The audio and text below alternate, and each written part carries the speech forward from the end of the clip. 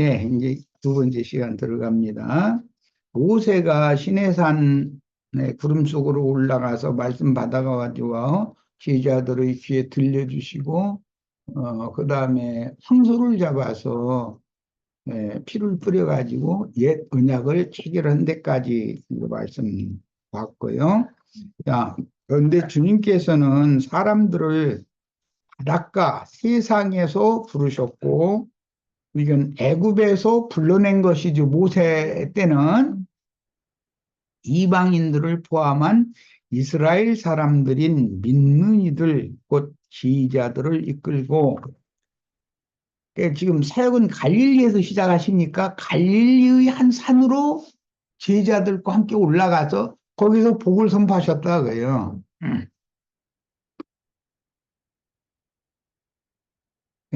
유대교의 율법 저주에서 해방된 제자들이 메시아의 왕국에서 받을 복을 공포하심으로 모세가 예언한 에발산의 저주를 그리심산의 축복으로 선포하신 것이다. 이게 야, 예수님이 제자들을 데리고 산에 올라가서 선포하신 천국의 복이라고 하는 것은 신의 산 율법 말씀의 저주를 하늘의 시온산, 이제 여기서는 갈릴리 한 산인데 하늘의 시온산 위에 세운 위에 있는 예루살렘에 들어갈 수 있는, 즉 천국에 들어갈 수 있는 권세를 얻게 해주는 복을 선포한 거다, 그런 말이에요. 자, 성경이 말하는 복 있는 자라는 뜻은 회개하고 복음을 믿음으로, 아브라함이 복 있는 자죠. 천국을 기업으로 받은 자라는 뜻인데, 세상 사람은 천국을 아브라함의 믿음으로 같이 동참해서 믿음으로 말미암아 천국을 기업으로 받는 복이라고 하는 설명을 목사들한테 들어본 적이 없단 말이에요. 오늘날 지금 기독교계가. 저주를 복으로 바꾸어 선포하신 천국 선포는 에덴 동산의 중앙에 있는 두 물줄기의 흐름과 두 나무로부터 천국과 불못이라는 두 근원이 이어지고 있는 것이다. 동산의 중앙에서 발원하여 흐르는 생명수는 영생하는 생명나무인 예수 그리스도의 이름으로 재림하여, 그 영의 재림이죠. 성령의 열매를 맺고 생명나무 열매는 이렇게 맺는 거예요. 유브라데 하수의 흐름은 선악을 알게 하는 나무의 실과인 율법 제도권 지도자들에게서 나타나는 하나님의 저주인 외식하는 자들의 행위를 육체의 일들로 열매 맺는다는 뜻이다. 우리는 그러면 생명나무 열매를 맺는 자들이 돼야 되잖아요. 이제 성령의 열매와 육체의 일들, 갈라디아서에 이게 나오죠. 이게 두 나무 땡, 어떤 나무에 붙어 있으면 어떤 열매가 나오기 마련이라는 거예요. 첫 아담에게 속한 신자들에게는 율법 저주가 임하여 불못에 던져지고, 이건 죽고 또 죽는 거죠. 갑절의 저주를 받는 거예요. 함도 저주를 받았지만 함의 자식인 가인은 저주의 저주를, 가나안은 저주의 저주를 받잖아요. 이게 다 상징이다. 그러면 가나안 족속이라는 것은 불신자들을 말하는 거예요. 가인의 길에 행하는 자들을 동역해서 기독교계를 세운다. 이 말에 발람과 니골라당의 가르침을 여과 없이 받아들이는 사람들이 배나더 지옥 자식 되게 하는 그런 저주를 받은 자들이다 이거예요. 그럼 이제 기독교에서 이제 나와라 말을 할 필요도 없어. 사실은 하나님의 백성이면 당연히 나와야 되는 거예요. 거기에서 첫 아담에게 속한 신자들에게는 율법 저주가 임하여 불못에 던져지고 둘째 사람 예수께 속한 세 사람들인 참 제자들에게는 생명과와 생명수에 참여하는 복을 받아서 율법 저주에서 속량받고 영생한다는 암시다 이게요. 창세기 시작에서부터 계시록까지 이 두 노선이 계속 흘러가는 거예요. 응? 가인 제사장의 신앙 노선과 아벨 대신해 주신 셋의 제사장, 셋의 계보가 두 계보가 계속 흘러가는데 예, 사람들을 이제 쉽게 이해시키기 위해서 에덴 동산 중앙에 두 나무가 있었고 두 강이 결국은 생수의 강도 흘러가지만 유브라데 하수로 흘러가는 혼탁한 강물도 있는데 어떤 강가에 심어진 나무는 어떤 열매를 맺는다라는 얘기다 이런 말이에요. 육체의 열매를 맺으면 쓰겠어요? 쉽게 말하면 저 기독교인들이 그렇게 좋아하는 성령의 9가지 열매를 맺어야지 예수를 믿으면 그런데 내가 성령의 9가지 열매 맺으려고 애쓴다고 성령의 열매가 맺어져요? 생명이 바꿔져야지 생명신 그리스도께 접붙임을 받는 것이 더 중요한 문제지. 모세가 구름 속으로 시내산에 올라갔다가 구름 속에서 산 아래로 내려오는 그림자는 구속을 이룬 예수님께서 그 영이 되어 감람산에서 구름 속으로 올라가셨죠. 사도행전 시작에 보면 감람산에서 승천하셨잖아요. 구름 속으로 올라가셨다가 부활의 날 저녁에 오셨던 제자들이 생명의 영으로 오셨던 예수님이에요. 감람산에서 승천하셨다가 오순절 때 재림 또 하셨지요. 능력의 영으로. 이런 것을 상징한다 이런 말이에요. 그래서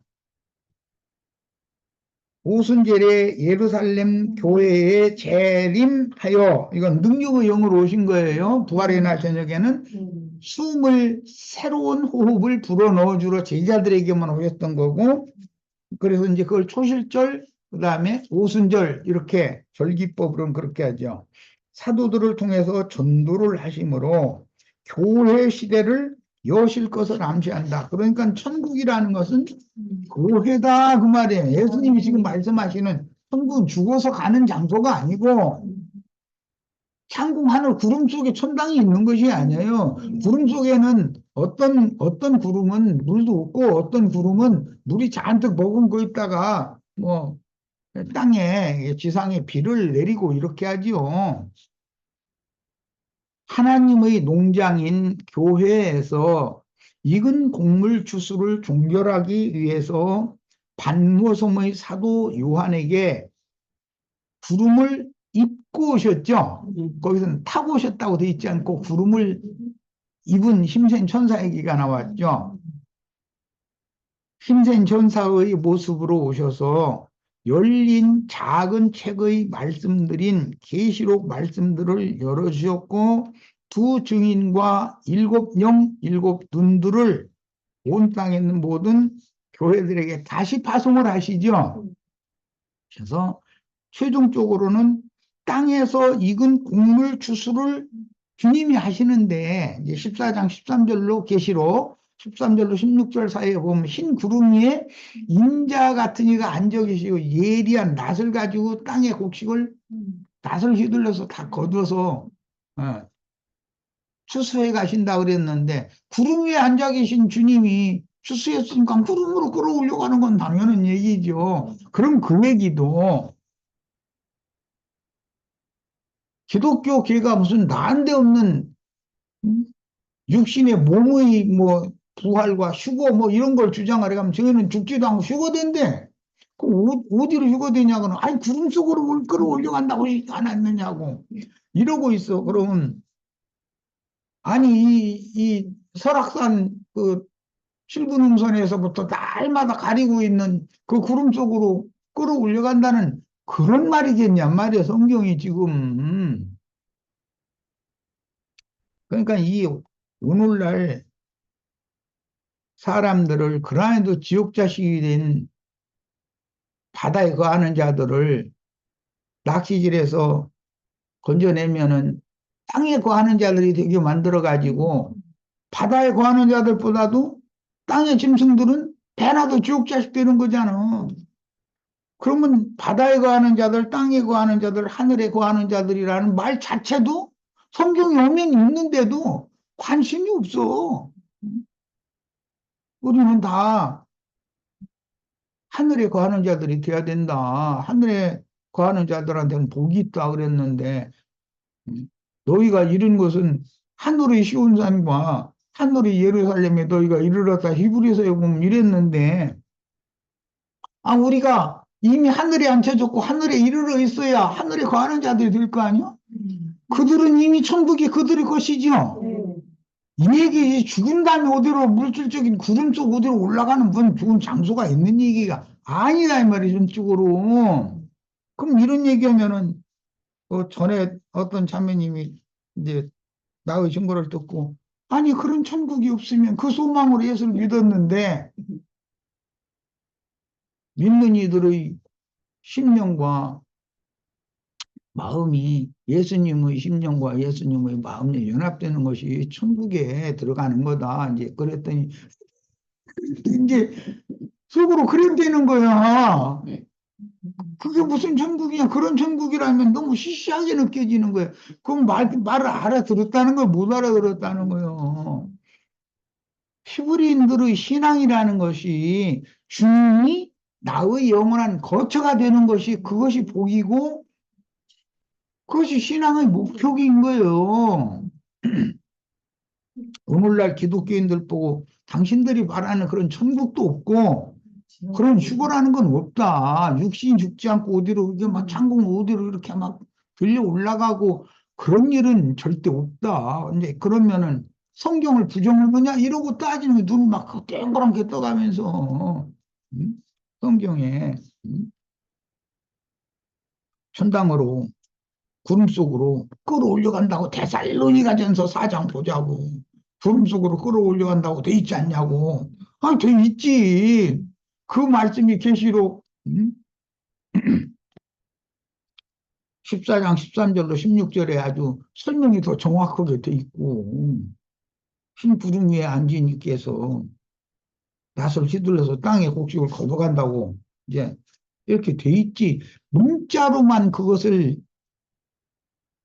읽어도 자기 자신이 지금 현재 하늘에 거하는 자가 되는 것에 대한 이상이 없다 이거는.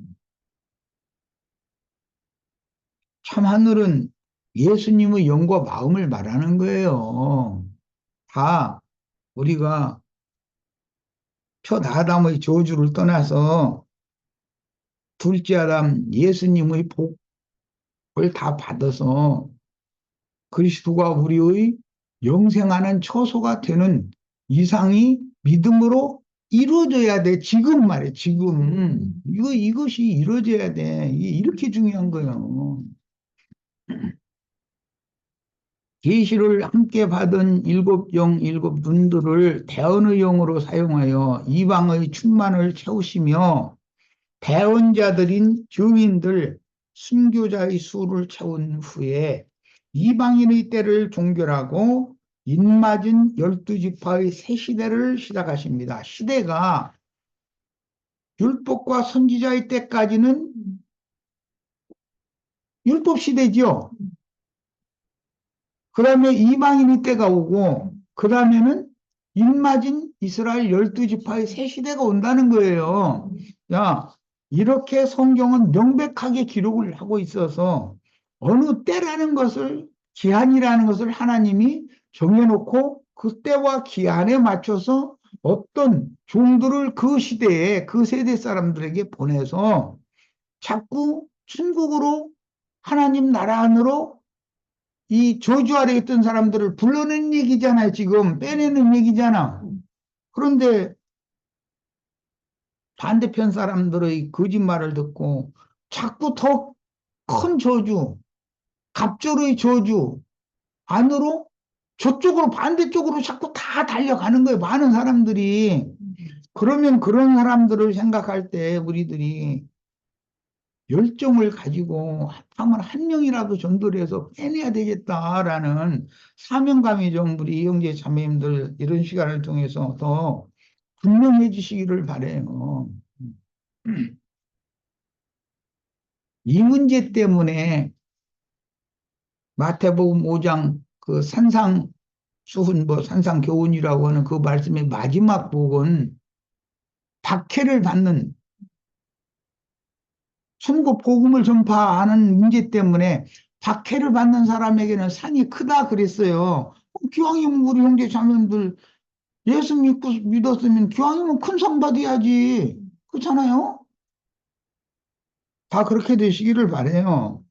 이것은 진리를 명확하게 깨달은 이 참 제자들이라면 이 불쌍한 영혼들을 그냥 자꾸 지옥 자식으로 배나도 깊은 지옥 자식으로 끌려가도록 놔두고 있으면 안 되잖아요. 태도지에서 전도를 하셔야지.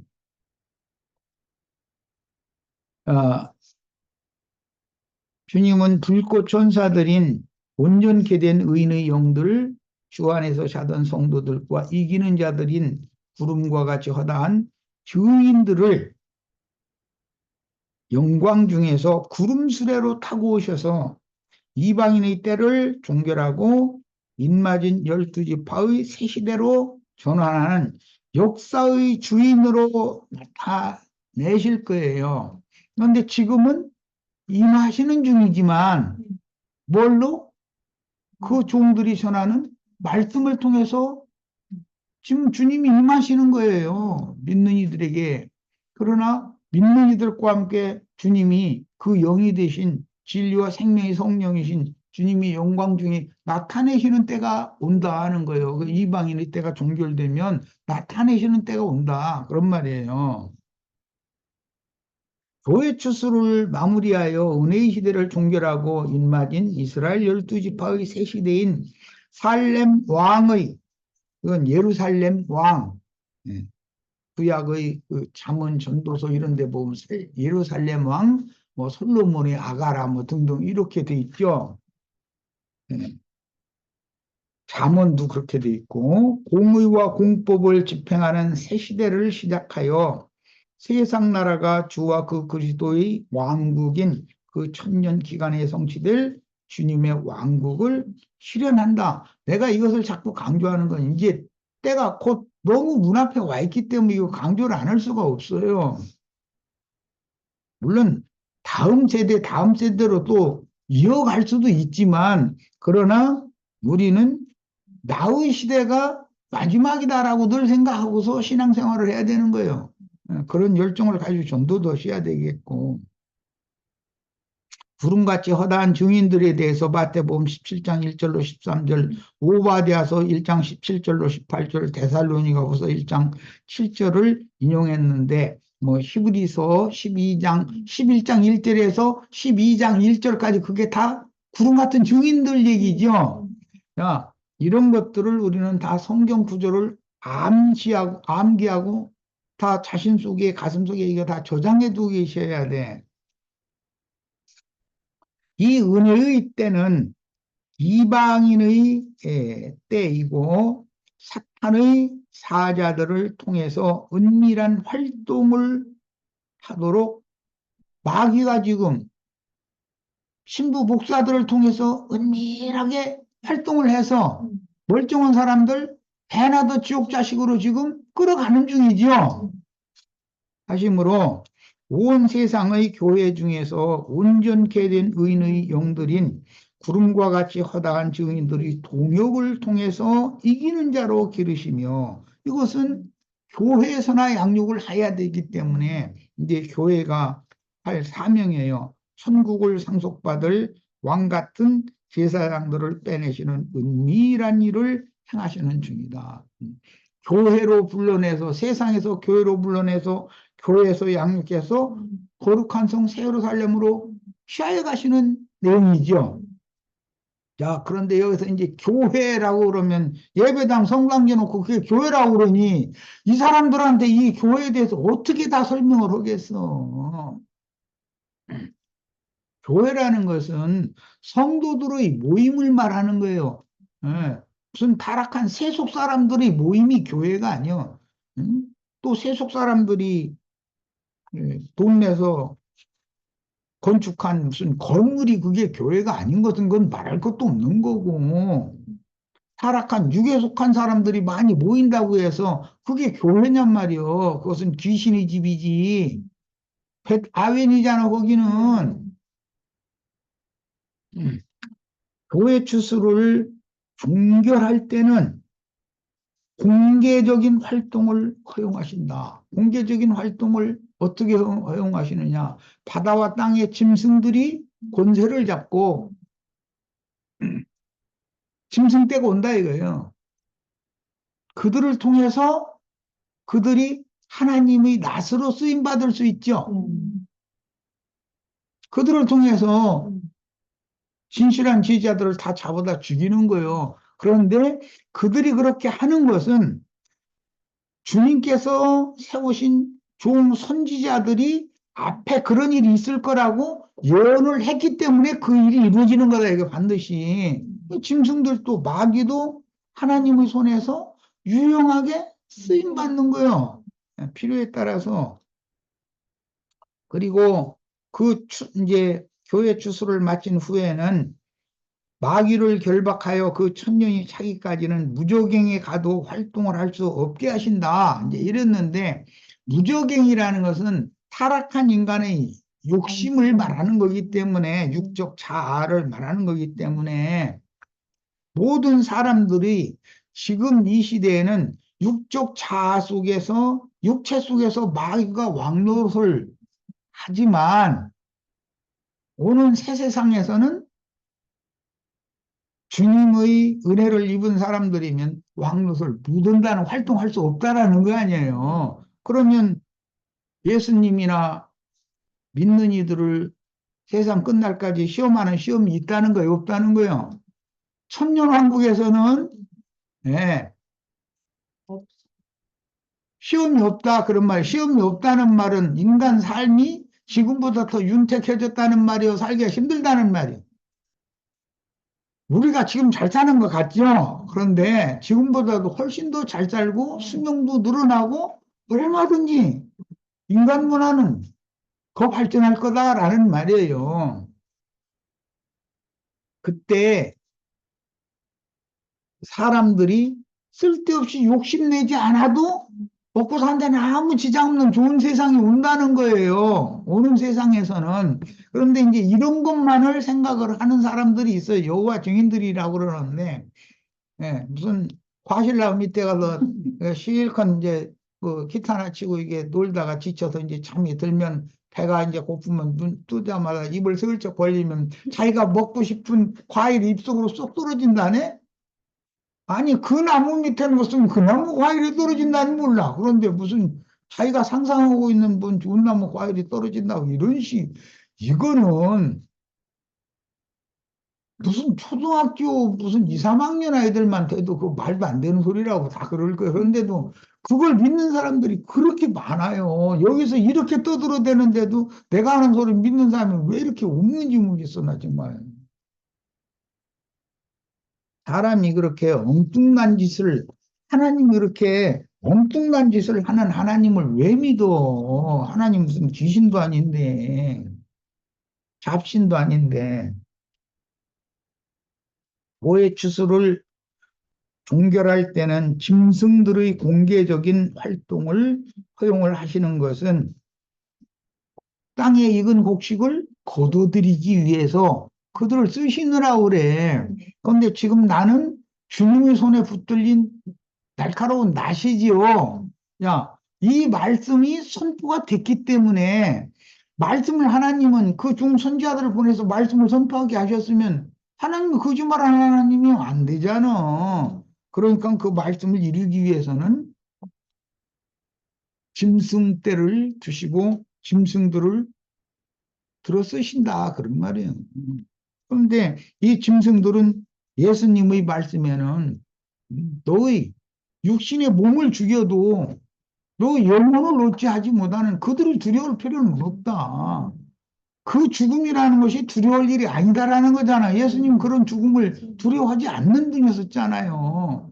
사탄의 최고 시험이라는 건 죽는 거거든. 세상 나라에서도 그래가지고 자기 비위 안 맞으면 너 죽어! 그렇게 하면 사람들이 덜덜 떨잖아. 특히 뭐 요즘 같으면 경찰이나 뭐 검찰이나 무슨 그 국세청이나 이런 데 권력기관 어떤 사람들이 너 죽어! 그러면은 벌벌 떨잖아. 자기가 잘못 없으면 죽거나 말거나 그건 상관이가 있고. 음. 이제 그런 힘의 원리를 이용해서 막 찍어 누르는 사람이 오늘날 뭐 우리나라 뭐 이제 이게 좀 많이 이게 그 사람들이 권력을 주장하고 있는데 또 이런 얘기하면 또 잠깐 와보라고 또 이제 쪽지 보낼 수도 있는데 보내봐봤자 다 소용없는 소리지만 그런 것을 두려워할 일이 아니다라는 거예요. 누구를 두려워라고 했어요? 너 육신의 몸을 죽이고 그 영혼을 불못에 심판하실 수 있는 그분을 두려워해야 된다. 왜 짐승들을 두려워냐 그랬어. 그러니까 사도들은 전도를 위해서 수고할 때 해방하고 박해하는 대적자들을 두려워하지 않잖아요. 오순절에 능력의 영을 입는다는 게 뭐예요? 이 얘기잖아요. 그 사도들이 덜덜 떨다가 오순절 능력의 영을 덧입고 나니까 로마의 정권이나 뭐 헤롯 땅파 사람들이나 바리새파 사람들이나 대제사장들이 별 사람들이 감옥에다 넣고 때 매질하고 별짓을 다 해도 눈 하나 꼼짝 않잖아요. 이제 이렇게 우리들도 다 생명의 성령도 받아야 되지만 진리의 성령을 또 받아가지고 능력으로 다 덧입혀 주셔야 되겠어요. 구원의 옷만 입어서는 안 돼요. 의의 겉옷도 다 입으셔야지. 자, 그다음에 이제 인용한 성경 말씀이 신명기 11장 29절인데 읽겠습니다. 네 하나님 여호와께서 네가 가서 차지할 땅으로 여기 네가는 창세기에서는 아브라함 보고 하신 말씀인데 너는 눈을 들어 사방을 바라보고 네 발로 밟는 땅은 너와 네 자손의 땅이 되게 해주겠다. 이제 여기서 인용하는 말인데 이 신명기에서는 출애굽한 하나님의 백성들이죠. 광야의 끝에서 지금 모세가 다시 예언하는 말이기 때문에 여호와께서 네가 가서 차지할 땅이라는 것이 뭐냐? 젖과 꿀이 흐르는 가나안 땅이에요. 그런데 이건 실제로는 예수님의 마음을 말한다. 이게 예수님의 마음. 이것이 예수님이 오늘 마태복음 5장에서는 의인한 자는 복이 있나니 땅을 기업으로 받을 것이며 그랬죠. 자, 그러니까 가나안 땅을 기업으로 받으려면 온유한 자가 돼야죠. 그런데 사람이 온유한 사람이 있어요, 없어요? 나는 마음이 온유하고 겸손하니 너는 내게로 와서 배워라. 뭘 배워? 땅을 차지하는 법을 배워라 이거예요. 땅을 차지하는. 새 땅이 나의 기업이 돼야 되잖아요. 네가 가서 차지할 땅으로 너를 인도하여 들이실 때에 너는 그리심 산에서 축복을 선포하고 에발 산에서 저주를 선포하라. 이게 율법에 이렇게 두 산 얘기가 나왔어요. 자, 에덴 동산이 원래는 축복의 산이죠. 뱀이 들어가지고 저주의 산으로 바꿔놔 버렸죠. 자, 똑같은 에덴 동산인데 누가 하나님과 여호와 하나님과 아담 부부가 함께 살 때는 그게 축복의 산이에요. 그 에발산이요. 거기 그리심산이요.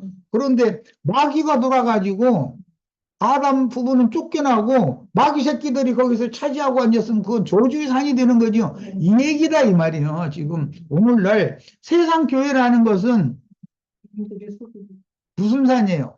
에발산이에요. 주님의 교회는 그리심산이에요. 하늘의 쉬운 산이에요. 이게 산에 올라가신 제자들이 나왔고 이 말씀 그래서 시작에 내가 그 얘기부터 먼 거예요. 히브리서 12장에 보면 너희가 이른 곳은 하늘의 시온산과 하늘의 예루살렘에 이르렀다는 거 이미. 그러니까 죽어서 가는 데가 아니죠. 여기는 지금 현상 세계에서 이르러 있어야지 얘기단 말이에요. 그러니까 기독교계 강대상은 뭐 하는 곳이에요? 저주를 선포하는 곳이에요. 거기가 기독교계 목사들이 차지하고 있는 강대상은 저주가 선포되는 거예요. 그게 여기서 나도 한 형제 지금 이렇게 막 이렇게 애타는 심정으로 이렇게 하는 거예요. 여기서 지금 난 축복을 선포하느라고 이래 지금. 예수님이 제자들 데리고 올라가서 축복 선포하느라고 그러신 거 아니에요. 그 사명을 제자들이 이어받은 거 아니에요. 자, 그리심산은 사마리아에 있는 산인데 갈릴리 지역에서 예루살렘으로 가려면 그 중간에 있는 게 사마리아 지역이죠. 그리심산은 그 의미가 음식 재료 등을 잘게 썬다는 뜻이에요. 우리 자매님들이 자식들, 손주들 음식해서 먹일 때는 음식 재료 뭐 그냥 이만한 거 사다가 그냥 이거 먹어라 이렇게는 않잖아. 그거 다 잘게 썰고 응? 음식 용도에 맞도록 썰어가지고 조리를 다 해서 먹이지. 야, 그런 의미가 있다. 그리심산이라는 것은 음식 재료를, 식자재를 잘게 썬다는 의미가 있어요. 그런 뜻으로 또 나무나 풀을 베다라는 말인데 왜 음식 재료가 나무나 풀에서 얻은 거 채소도 풀이죠. 뭐 상추도 시금치도 다 이런 게 다 풀이니까. 야, 그런 의미인 예, 가라즈라는 이 용어에서 나온 단어인데 음식 재료를 잘게 써는 산이라는 개념은 그리스도를 먹을 수 있는 생명으로 분배하려고 말씀을 자세하고 상세하게 풀어서 설명해 주므로 믿음의 말씀으로 해줘야 되잖아요. 설명, 율법의 저주에서 속량받게 해주는 참 제자들의 모임을 그리심산이라고 그런다. 산이란 건 교회를 말하는 건데 에덴 동산에서부터 나오는 말이에요. 그런데 어떤 산은 복이 선포되는 산이고 어떤 산은 저주가 선포되는 산이다. 기왕이면 축복받는 산으로 모여야지 저주가 선포되는 산으로 모일 필요가 있냐 이 말이에요. 그런데 에발산에는 사람이 고자리같이 바글바글해. 아니 정말 얼굴이 터져. 아, 그건 여기 오면 축복받는다는데 왜 안 와? 예수님 때에도 예수님이 축복을 선포해 주려고 갈릴리 높은 산으로 올라가니까 제자들만 나왔대. 무리는 거기 따라가지를 않고. 무슨 말인지 이해되시죠? 자, 뭐 시간이 됐으면 오늘 여기까지 하고 다음 화요일 날